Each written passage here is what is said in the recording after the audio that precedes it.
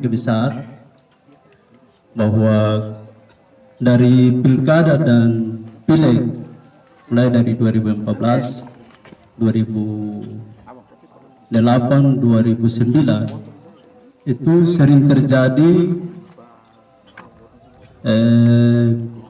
kekerasan terhadap penyelenggara pemilu, baik itu PPK dan Panwas kecamatan. Itu sering terjadi kekerasan pada saat rekapitulasi pungut hitung di kecamatan.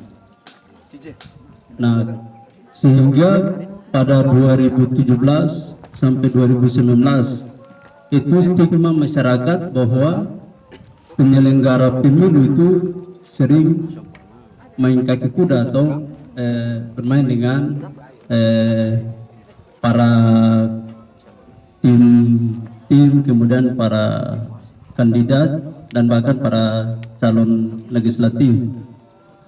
Nah, mohon maaf, sebelum nanti ini menjadi seperti ajang untuk menyalahkan tanpa bukti, ada tidak teman-teman, sepengetahuan teman-teman ini, penyelenggara pemilu yang dilaporkan untuk kasus itu di DKPP misalnya?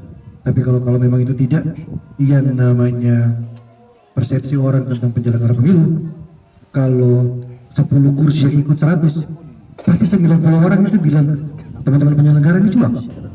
Jadi saya bukan, mohon maaf, tidak membatasi, tapi ini tidak, supaya juga menjaga marwah Bapak yang ada di sini, supaya atau bicara tidak berdasarkan persepsi. Silakan. Ya. Oke, saya lanjut terkait dengan apa yang saya sampaikan tadi. Nah, kemudian pada tahun 2017 hingga 2019 itu kebetulan kami dipercayakan menjadi penyelenggara pemilu di kecamatan. Ada sebuah langkah yang diambil oleh kami, kebetulan kami Panwas kecamatan, saya, kemudian ada ketua saya Pak Triko, kemudian senior Pak Adam Ur. Kami melakukan sebuah gerakan atau gebrakan Kebesar. Kebesar. Oh, di Kebesar. Di tengah. Siap. Nah, kebetulan pada saat itu kecamatan Kebesar atau kecamatan Kebesar Tengah ini sering ketika pemilu atau pilkada itu menjadi kalau khusus di Kebesar itu, Kebesar Tengah itu biasanya terjadi kekerasan terhadap penyelenggara. Nah, kemudian pada saat itu kami bertiga melakukan sebuah gebrakan baru yang tanpa ada regulasi, kemudian ada tanpa instruksi dari pimpinan kami di kabupaten maupun di provinsi, bahwa kami melakukan sosialisasi pemilih partisipatif di Ohoi ke Hoi, dan kami kerjasama dengan pemerintah Hoi, karena memang itu tidak ada dalam regulasi, kemudian tidak ada dalam juknis, sehingga kami melakukan inisiatif sendiri. Dan ketika kami ketemu dengan masyarakat itu, masyarakat menyampaikan bahwa selama pemilu ke pemilu itu kami baru pernah ketemu penyelenggara yang langsung mensosialisasikan bagaimana tata cara pencoblosan, kemudian bagaimana kita terlibat dalam penyelenggara pemilu. Nah, dengan demikian maka stigma masyarakat terkait dengan pelanggaran pemilu di Kebesar itu yang tadinya 80% atau 90% itu kami menggenjot sehingga bisa turun dengan 30 sampai 20% pelanggaran pemilu di sana. Nah, kami ketemu dengan masyarakat yang memang pada prinsipnya mereka masih awam terkait dengan pemilu, dan bahkan ketika di dalam juknis, kemudian dalam tugas PPK, dan bahkan kami Panwas kecamatan untuk melakukan BIMTEK dan lain sebagainya, kami sering melibatkan masyarakat dan penyelenggara teknis yang paling bawah. Oke, siap. Saya potong di poin itu biar lebih mengerucut. Dari regulasi yang ada, Bapak juga mantan penyelenggara PPK sekaligus Panwas juga ya? Saya Panwas. Oh iya, Panwas. Dari regulasi yang ada sekarang ini, kendalanya apa yang Bapak rasa di lapangan? Kalau khusus untuk kami Panwas kecamatan kemarin itu tidak ada kendala yang kami temui. Dari sisi regulasi tidak ada? Tidak ada. Kalau dari sisi anggaran honor? kalau sisi anggaran memang luar biasa. Ya, baik. Kalau di teman-teman kita di PPK dan KPPS dan PPS itu mereka sering mengeluh di kami Panwas Kecamatan. Ya bilang saya kita juga ada mengeluh di kabupaten juga sekarang ini. Mereka mau jadi bola mati di situ. jadi ketika kami turun sosialisasi tanpa anggaran, mereka bilang, "Ih, kalian setiap minggu bahkan setiap bulan itu sosialisasi di desa-desa, tapi kami Poin pentingnya di situ, kalau poin itu bisa diduplikasi teman-teman di level atas atau mungkin yang ke samping dan ke bawah, kira-kira metode yang Bapak sampaikan itu efektifnya bagaimana untuk kita menjalankan? Anggaplah seluruh ketua dan Bawaslu sekarang ini juga sama, tidak ada anggaran, Ya. tapi Bapak bisa jalan dengan tanpa anggaran. Ini kan luar biasa nih Pak. jadi kalau menurut beta yang penting ada kesadaran dari pihak penyelenggara, kemudian memang betul-betul harus memang harus betul-betul. Kira-kira siapa yang harus diajak pertama bicara? Apa langsung masyarakat? Apa langsung kepala OHOI? Kalau dari kami itu kemarin kami sempat sebelum sosialisasi itu kami kerjasama dengan kepala-kepala OHOI untuk bagaimana meningkatkan tingkat partisipasi masyarakat terhadap pelanggaran dan tingkat kekerasan terhadap penyelenggara di tingkat OHOI. Nah, kemudian kembali ke tema yang diusulkan oleh Pemuda Muhammadiyah. Ini memang tema yang sentral karena memang menjadi sebuah ketika pemilu masih 2004 tapi sudah dibicarakan pada tahun ini. Nah, mungkin kedepannya itu untuk seleksi ad hoc di bawah itu memang harus selektif sehingga ketika Ketua Bawaslu dan Ibu Suju, Pak Fris tolong dicatat namanya ya. Luar biasa. maksudnya harus selektif karena memang penyelenggara itu sangat dibutuhkan pertama kejujuran, kemudian kejelian dalam melihat setiap momentum. Mungkin itu Kritik ke atas, berani kasih kritik ke Bawaslu. Apa yang kurang dari Bawaslu? Kalau kekurangan dari Bawaslu kemarin mungkin kalau saya secara pribadi tidak ada, mungkin dalam kerja-kerja yang lain. Karena kami merasa nyaman dalam kemarin. Berarti pimpinan kabupaten mantap ya. Jadi kalau ada rekrutmen kita tahu kira-kira kayak bisa itu siapa yang bertahan, siapa yang lewat. Jadi mungkin itu yang perlu saya sampaikan. Assalamualaikum warahmatullahi wabarakatuh. Waalaikumsalam warahmatullahi wabarakatuh. Di sini ada ketua Ansor, ketua Gamki, dan ketua Ansor Kota. Ketua Ansor Kabupaten, silakan. Ada yang mau dikritik? Sebagai orang yang juga pernah daftar PAW.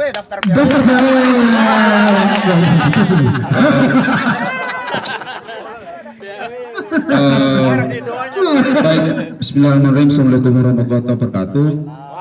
Yang pertama, saya mengucapkan selamat milad kepada rekan-rekan sahabat-sahabat Pemuda Muhammadiyah Maluku Tenggara dan Kota Tua.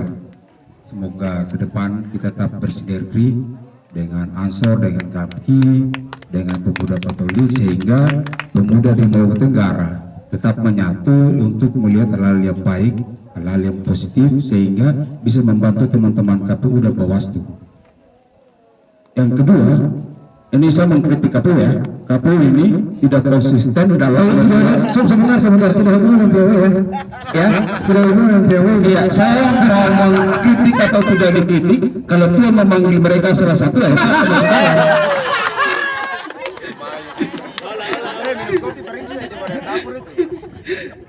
Jadi kopi yang bapak ibu minum itu ya. Pak Ansor, itu maksudnya dipanggil untuk tugas-tugas demokrasi dan kenegaraan yang lain. Jangan diterjemahkan lain, nanti kasihan. Siap ya? Oke lanjut. Nah gini, ini kan kita terlepas daripada sebagai ketua Ansor, saya juga salah satu bagian daripada Rahan Idea. Artinya kita harus komitmen waktu. Iya, karena Rahan Idea hari ini bukan hanya sebagai sebuah komunitas, tapi sudah menjadi sebuah leading sektor untuk mampu menyuarakan hal-hal kepentingan positif terhadap semua orang. bukan hanya Ansor, bukan hanya pemuda Muhammadiyah, bukan hanya GAPU, tapi semua elemen pemuda masyarakat Adat Maluku Tenggara dan Kota Tua. Nah, tadi saya agak kecewa sedikit lah. Saya datang ke teman-teman Bawaslu udah ada, pas lagi 3, teman-teman KPU tidak ada satupun. Nah, ini menjadi sebuah tanda tanya. Iya. Dan orang yang paling terakhir datang yang berada pada tindak apa namanya?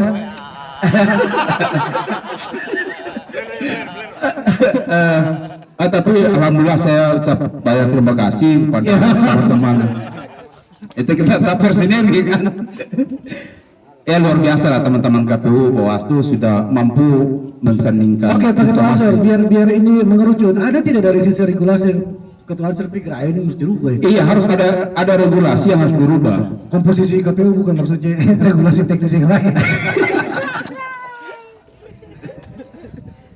Ya, jadi ada regulasi yang harus dirubah sehingga seperti yang pertama telah disampaikan oleh Ketua KPU Pak sahabat Basuki Owat, iya di Rahani dia pada saat itu kan terkait dengan tahapan-tahapan.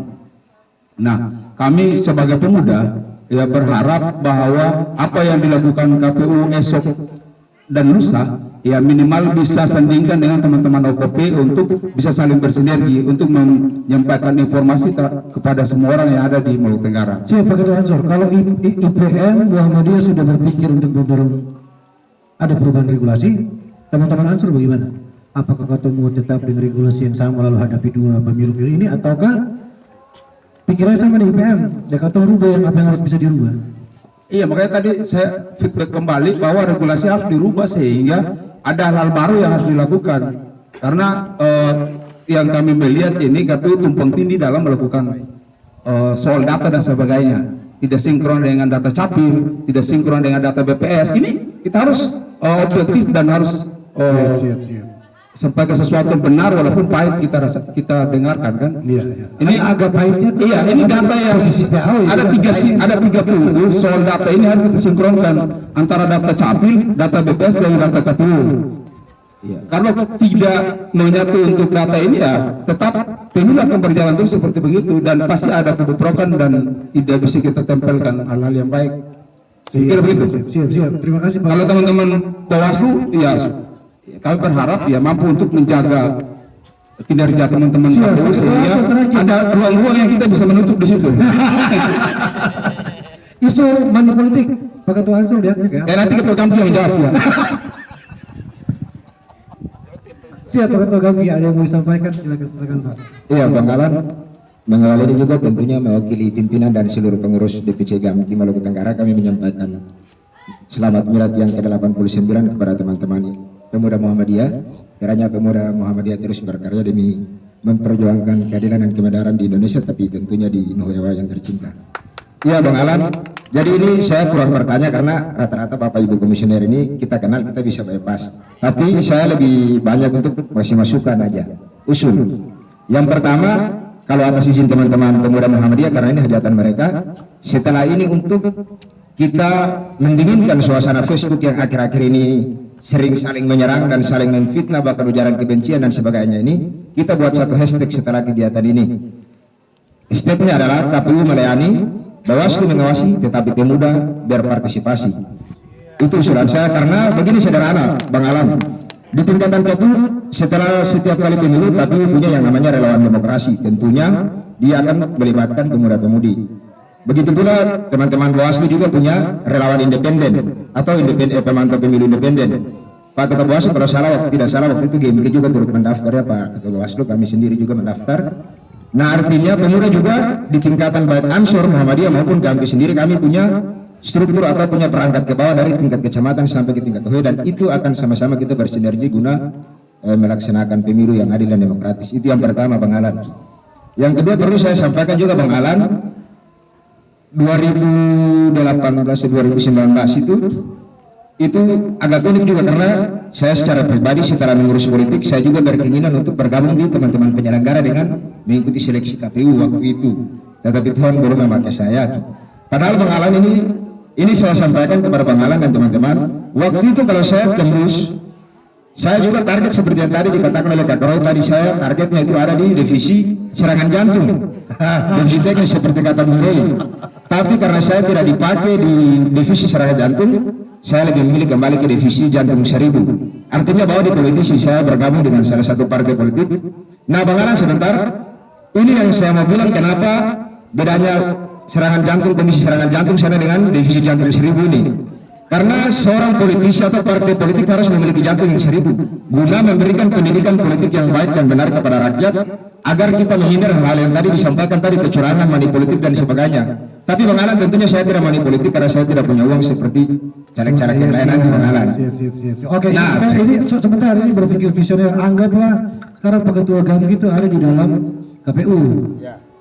Kira-kira pilihan untuk divisi serangan jantung itu kenapa? Apa yang mau dirubah di situ? Atau kira-kira bukan putus sama jantung? Nah, memang ya saya rasa Bang Alan juga orang yang cukup profesional karena mantan penyelenggara yang cukup handal waktu itu pada priorisasinya.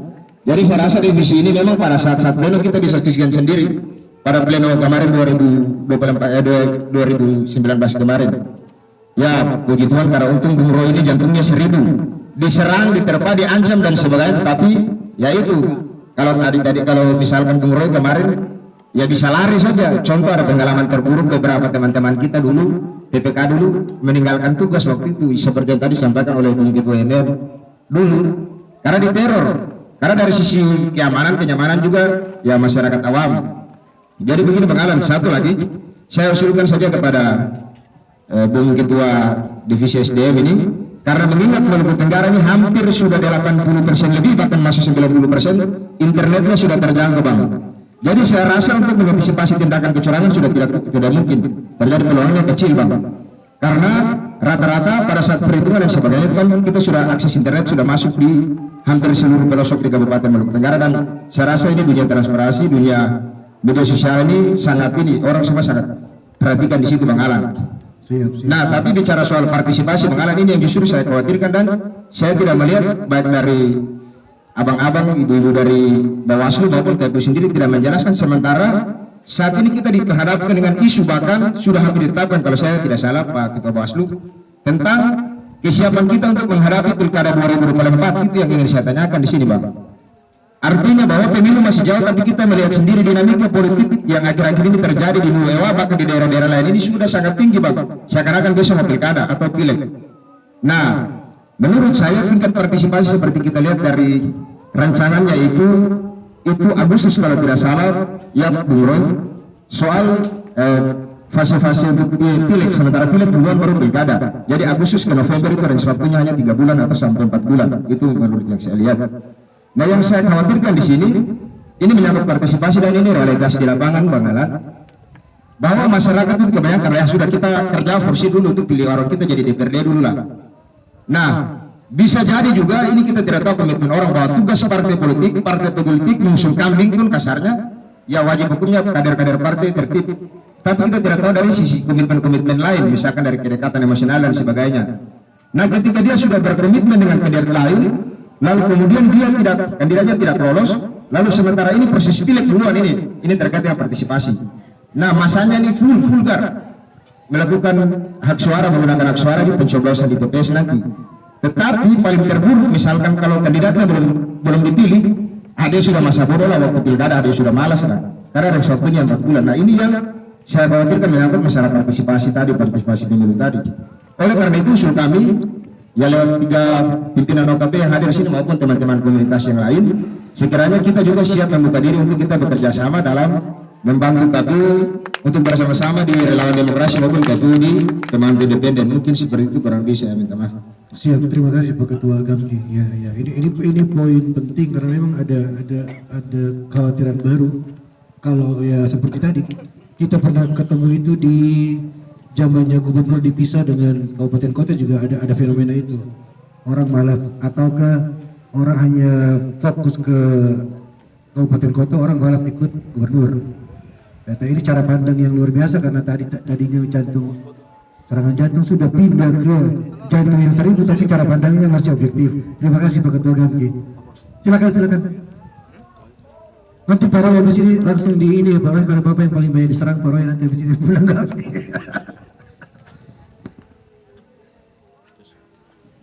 Silakan. Baik, Assalamualaikum warahmatullahi wabarakatuh. Selamat malam untuk kita sekalian. Pertama yang saya hormati pimpinan KPU, Ketua dan Komisioner, Bawaslu dan Komisioner. Beristimewa teman-teman pemuda Muhammadiyah, secara pribadi saya sampaikan selamat milad yang ke-89. Semoga tetap jaya dan tetap jaya ke depan. Baik, perlu saya perkenalkan dulu, nama saya Fahri Rahanar. Kebetulan saya kemarin sebagai satu dari sekian PPK di Kecamatan Kepisa Selatan tepatnya. Jadi kasus yang hadapi saya kemarin bahwa di kecamatan saya itu, ini mungkin pertama dulu soal partisipasi publik terhadap pesta demokrasi sebagaimana tadi disampaikan oleh Ketua KPU, bahwa memang yang kasus yang selama di kecamatan saya pada saat itu, pada saat pemilihan misalnya itu DPT misalnya di satu Ohoy, tidak perlu saya sebut Ohoy mana, itu DPT-nya taruhlah sekitar 340 sekian. Pada saat hari H itu yang gunakan hak hanya sekitar 100 lebih. Jadi soal partisipasi masyarakat dulu soal itu. Jadi ini juga yang menjadi kendala yang kami hadapi di tingkat bawah di kecamatan PPK dalam hal. Maaf saya potong, tapi Pak waktu itu lihat betul saya ada 300 orang dalam kampung lalu setengah ikut, ataukah memang dari awal itu datanya hanya sudah 300, real orangnya hanya 100 sekian? Nah itu, kalau itu emang ketua saya bisa jawab karena itu bukan domain ketua. Bukan, artinya kan lihat di lapangan nih. Iya. Masa A DPT 300. Ya. Tapi begitu lihat bahwa ini orang yang hak pilih ternyata cuma 100. Nah itu kan DPT yang Jangan-jangan partisipasi itu bukan turun, tapi partisipasi itu real di angka 100 itu, karena yang 200 itu masih ada. Nah itu tadi saya bilang bahwa DPT sesuai aturannya itu kan kita di tingkat penyelenggara tingkat kecamatan kan hanya terima dari KPU. Ya, saya dari gitu. Pak Anies langsung ya. Ya. Yang jadi soal itu ketika DPT 300 sekian tadi yang gunakan hak hanya 100 lebih, ini juga ini jadi kendala kami di tingkat kecamatan pada saat melakukan validasi. Ya, seperti tadi disampaikan oleh Bang Toha tadi soal data dan sebagainya, itu yang kami lihat di bawah. Sehingga ini bermuara pada saat pemilihan. Dari sisi regulasi kan tidak ada standar. Misalnya harus 50% dianggap partisipasi itu memenuhi standar. Atau kalau kurang di bawah itu kan tidak ada standar. Bagaimana teman-teman ukur kalau ini nih partisipasi itu bagus? Bukan standarnya apa nih? Apakah dia cuma dengan jumlah sekian yang datang sekian itu partisipasinya turun? Maksud saya bukan soal itu. Saya tidak masuk soal itu, tapi ini saya bicara. Saya coba dorong Anda masuk ke situ masalahnya. Jadi maksud saya ini dia hubungannya dengan pada saat pemilihan itu. Karena kondisi yang terjadi real di kecamatan saya pada situ sampai bahkan terjadi pembakaran kotak. Iya, saya paham itu. Maksud saya ini saya mau sampaikan supaya berikut hal-hal ini bisa diminimalisir sehingga dampaknya juga Pak, dampaknya sampai pada kami penyelenggara pemilu tingkat kecamatan. Kami bahkan sampai diancam. Itu kalau penyelenggara pemilu diancam itu garam. Itu garam dalam sayur itu.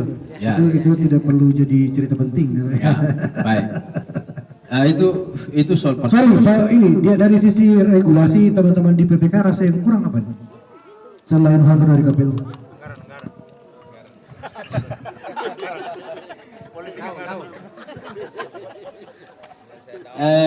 Kalau menurut kami sebagai mantan PPK, kalau untuk dari sisi regulasi,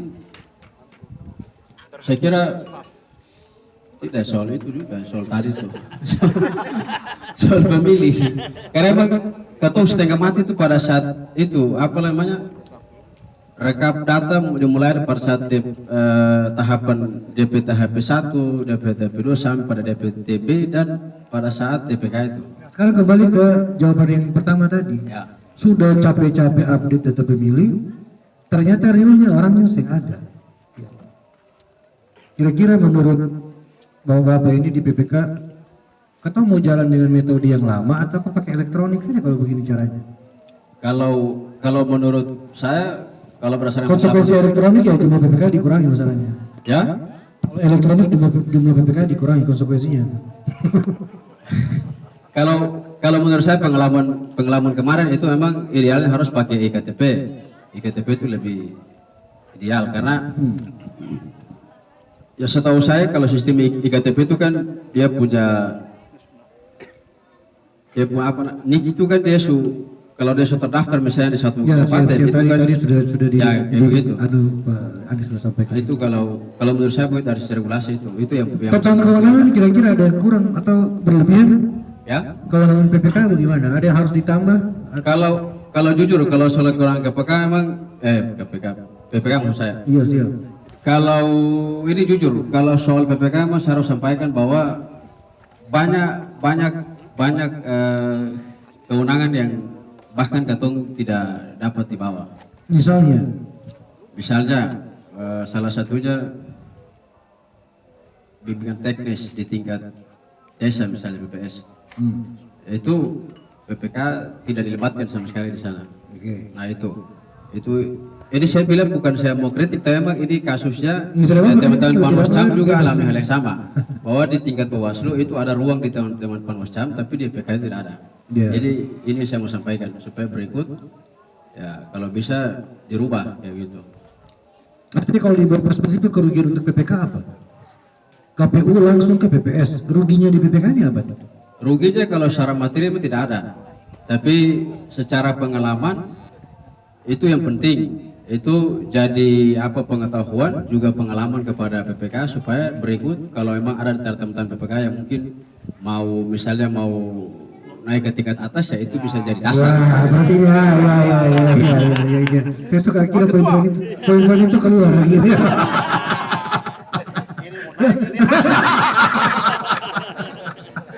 Jadi malam ini ternyata bukan cuma kita bicara tentang demokrasi, tapi ini kita bicara tentang stok.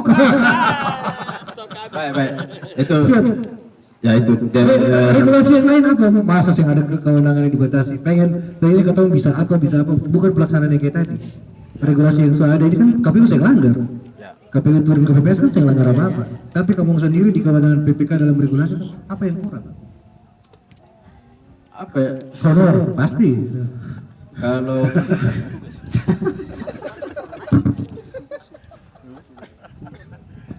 ini kita bicara karena tadi tentang bagaimana perubahan regulasi. Jadi kalau hal-hal teknis yang seperti itu kita anggap mohon maaf, kita bukan coba untuk jaga teman-teman di sini, tapi kalau itu yang prinsip ya sudah kita skip itu, masuk ke hal yang lebih penting tadi regulasi. saya batasi itu lah yang kira itu. Siap. Yang penting kita sudah bahwa stok malam ini bertambah satu. Baik, terima kasih. Wassalamualaikum warahmatullahi wabarakatuh. Waalaikumsalam. Masih ada lagi penanya lagi? Yang dari belakang silakan. Ya, yang jenggot. Yang jangkat siap.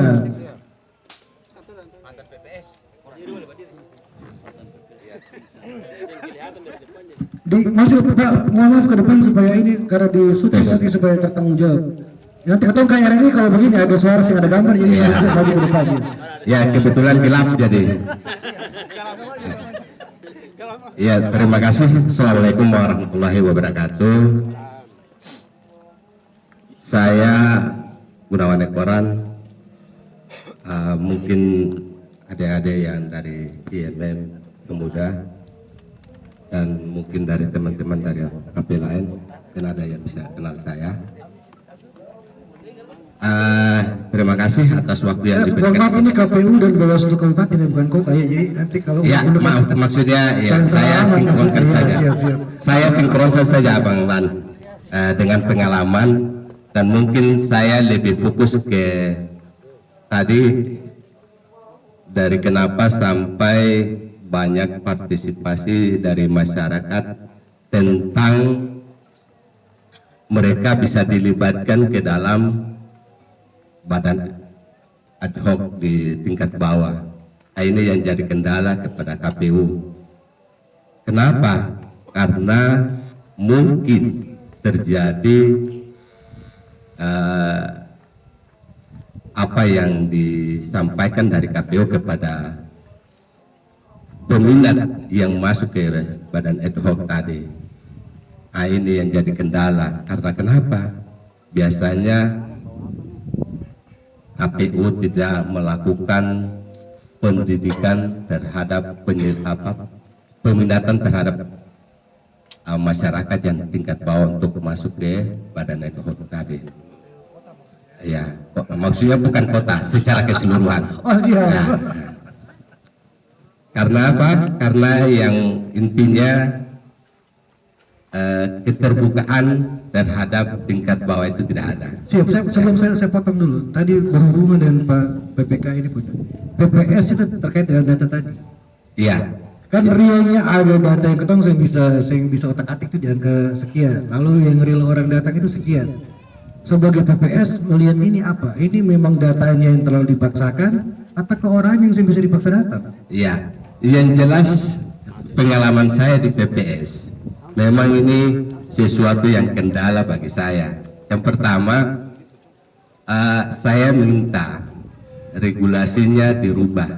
Pertama, regulasi yang tahun 2019 itu berdasarkan data pemilih yang sudah lalu dilibatkan masuk ke pemilu yang akan datang. Makanya saya minta supaya kalau bisa saya usulkan untuk regulasi itu dirubah. Kita gunakan DP4 yang penting, EKTP itu yang sangat penting, atau Dukcapil kita gunakan itu. Oke, Itu yang sangat saya penting. mau ke poin ini. Kalau regulasinya tidak dirubah, ke depan ini ada pilkada dan legislatif yang jaraknya hanya sekitar 3-4 bulan.